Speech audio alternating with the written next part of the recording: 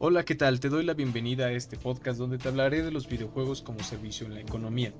También te explicaré un poco de la historia de estos para que no te quede ninguna duda al terminar este podcast. Te explicaré cómo es que funciona este servicio a nivel mundial. Uno había pensado hace algunos 20 años que los videojuegos no tendrían un papel importante en la economía, pero dadas las circunstancias y el avance tecnológico, y que ahora todo se maneja mediante el Wi-Fi, nos encontramos que ahora esto puede ser un medio laboral para algunas personas. En este caso, un jugador semiprofesional de League of Legends a quien voy a hacerle una entrevista al final del podcast y nos ayudará a tener en cuenta y hacernos un poco más fácil la idea de cómo funcionan los videojuegos ahora mismo, ya que hay mucha gente que se dedica a esto en su día a día. Ahora, comenzamos con una breve historia de los videojuegos. Te contaré de la historia de los videojuegos. La primera consola que salió fue el OXO, que era lanzada en el 52, que eran cuando existían las primeras PC. Esas PC que eran como de la edad de los dinosaurios, para que te des una imaginación. Eran gigantes y apenas si se podían ver líneas para poder jugar. En este caso nos sacaban el primer Pong de mesa. Años después se sacó la primera consola que era la antecesora de los Nintendo, la Odyssey Magnavox. El problema de esta consola fue que no tuvo mucho éxito, ya que solo funcionaba con las pantallas Magnavox, y en este entonces tener una pantalla Magnavox era bastante caro, entonces si no tenías la pantalla no podías jugar con tu consola. Entonces no tuvo mucho éxito y fue cuando salió el primer Atari. Atari lanza de nuevo la gran categoría del Pong, y aquí es cuando se inicia la revolución de los videojuegos y se empiezan a agregar un poco más de píxeles a los software, llegando mucho después que el Nintendo. En ese sentido, un claro ejemplo es Tetris. El creador es Alexei Pashmitov, un matemático que trabajaba en una universidad rusa. Crea este juego a base de un algoritmo de arquitectura, que todo el mundo hemos jugado y conocemos Tetris, para ir eliminando pisos y así no lograr perder. Doy este ejemplo porque Tetris viaja a una feria en Hungría donde todo el mundo le echa el ojo, y Nintendo es el primero en darse cuenta que este es un juego potencialmente bueno y lo empieza a distribuir a nivel mundial. En este caso hubo torneos donde quién era el mejor jugador de Tetris. Aquí tenemos a los primeros pro player que empezaron con este juego que no era tan divertido, o no, más bien a la época de ahora no se le hace tan divertido. Como ya lo había mencionado antes, una de las tres consolas que reinan el mundo de los videojuegos es el Nintendo. El Nintendo es la consola que ha tenido las mayores transformaciones desde que inició. Estoy hablando de que tiene al menos unos 15 hardwares, o sea, Nintendo es una empresa que ha sacado consolas año tras año. Ha mejorado, ha sacado nuevas cosas, ha competido contra Sega, que cuando salió Sega era el número uno, pero inmediatamente salió Nintendo y lo desplazó. Lo desplazó con el famoso juego de Mario Bros. Mario Bros igual tiene miles de versiones, es un multiverso. Pero eso no quiere decir que Nintendo sea una consola que funciona ahora para los servicios de streaming. Casi no se encuentran en el medio jugadores que se dediquen a jugar en una Nintendo. Por eso mencionaré las otras dos consolas. La siguiente consola fue el que empezó a meter el formato 3D en el software. Estoy hablando de nada más y nada menos que la PlayStation, que era cuando Nintendo se mantenía en el apogeo, ya que llevaba como 4 hardware sacando en el mercado. PlayStation 1 nos sacó varias aventuras que empezaban a verse en 3D, como Tomb Raider, Crash, de los juegos de Disney que eran la infancia de muchos. El Play dejó por muy atrás a Nintendo, ya que había metido el chip de 3D, y así fue revolucionando hasta que nos llegó su próximo competidor, el Xbox. El Xbox, a pesar de que no fue una muy buena consola en su momento, tuvo la capacidad de que le pudieran meter juegos de la A a la Z, y esto a los jugadores les encantó. El modo de jugar en consola revoluciona cuando sale el modo multijugador, que era la posibilidad de poder jugar con otras personas en diferentes puntos del planeta. En este caso lo llamamos nosotros online. En este caso era el Xbox Live, que era una membresía que te permitía jugar con otras personas mediante la conexión vía internet. Y aquí fue cuando empezaron a ver los primeros streamers que hasta ahora conocemos, que eran los que empezaban a jugar nivel profesional contra otros jugadores, ya que en estas 3 consolas se encontraba la mayor parte de jugadores esparcidos por el planeta que no simplemente eran buenos en tu país, sino había gente que era buena en Japón, Reino Unido, Alemania, Francia. Ahora te platicaré un poco de las ligas. Las ligas de eSport nacen tras ver a muchos jugadores dedicarse y hacerse buenos con el paso del tiempo, y las empresas que generan videojuegos generan muchos ingresos, ya que te sacan al menos una vez al año un juego nuevo. En este caso no significa que estas empresas trabajen para una única consola. Cuando hay un juego único en consola es porque la empresa, en este caso Xbox, ha tomado el tiempo de darse el lujo de crear un juego exclusivamente para su consola. En este caso tenemos Halo y Gears of War. En PlayStation tenemos God of War y ahora actualmente está el Spider-Man. Ahora, a lo que iba con lo de las compañías, tenemos que la compañía Tencent, que es japonesa, que es la que más ha generado recursos en los últimos años con algunos videojuegos. Ya sea un ejemplo League of Legends, que es una de las ligas que están fuertes ahorita a nivel mundial. Tenemos Sony, que en este caso fue el que hizo Spider-Man. Apple trató de sacar su propia consola al inicio de los videojuegos, pero nunca tuvo un gran éxito. Pero tomó fuerza cuando los smartphones llegan a nuestra vida en el 2010 y empiezan a tener la capacidad de poderse descargar juegos como Angry Bird, Plantas vs Zombies, que no se juegan a nivel competitivo, pero de una u otra forma te hacen gamer, porque tú puedes streamear un juego de Plantas vs Zombies y el mundo te va a ver y se va a entretener ahí, y eso te genera a ti una ganancia de una u otra forma. Pero Apple ha tenido la facilidad de poder comprar juegos independientes que son exclusivos de su plataforma de descarga de videojuegos en el teléfono. Microsoft es el otro ejemplo que había dicho de Xbox. Nintendo sigue sacando sus propios juegos. Estos son los juegos exclusivos. Google también lo intentó. Igual trabaja con juegos indie. Y para no hacerla tan larga, ya termino con Activision Blizzard, que Blizzard es una compañía que tal vez no ha generado la gran cantidad de dinero como otras empresas, pero nos han traído juegos en PC que todo el mundo ama y que todo el mundo sigue jugando hasta la fecha. Dos ejemplos de esos videojuegos es el mundo de Warcraft y Overwatch. Overwatch, a pesar de que está en todas las plataformas, las 3 consolas, en PC, sigue siendo un juego competitivo que incluso tiene su propia liga. Para las consolas más vendidas tenemos el PlayStation 4, seguido del Nintendo 10, y por tercera parte tenemos el Xbox One.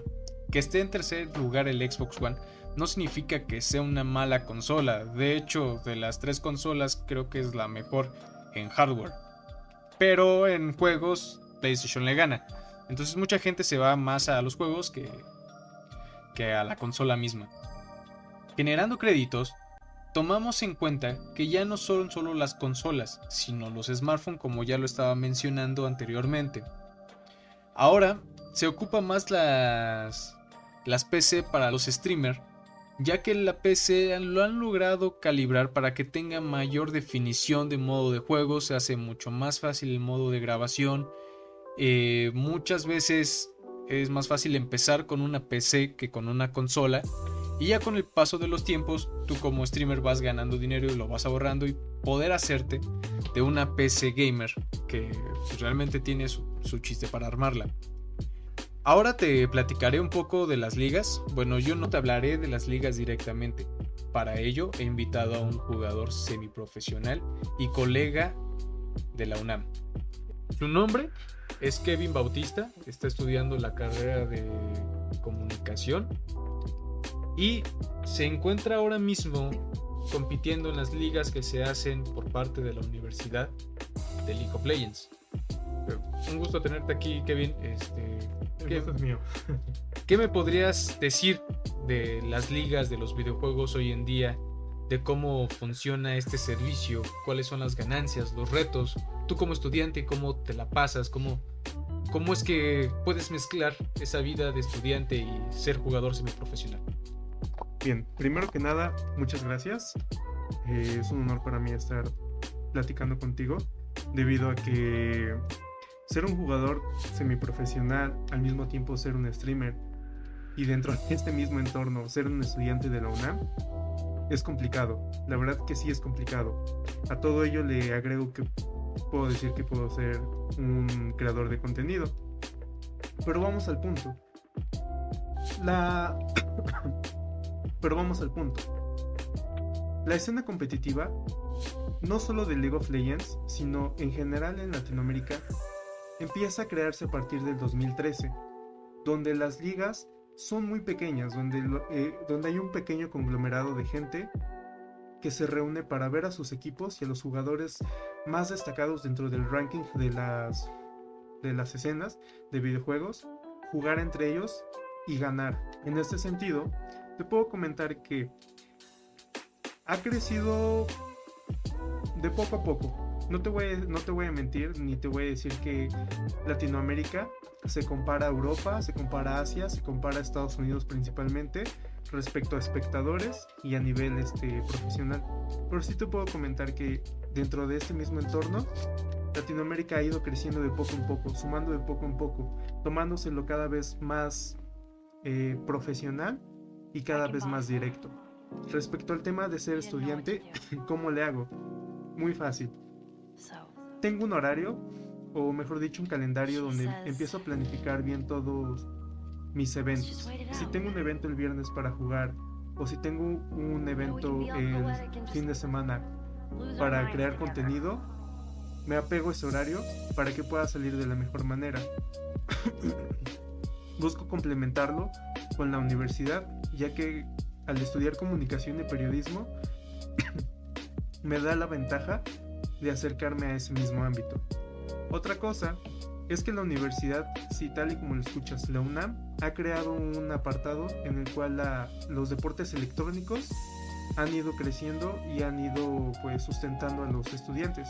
No te digo que les dan becas, pero sí te crean un torneo o te generan una liga donde tú puedas participar, y si resultas ganador te dan un apoyo monetario.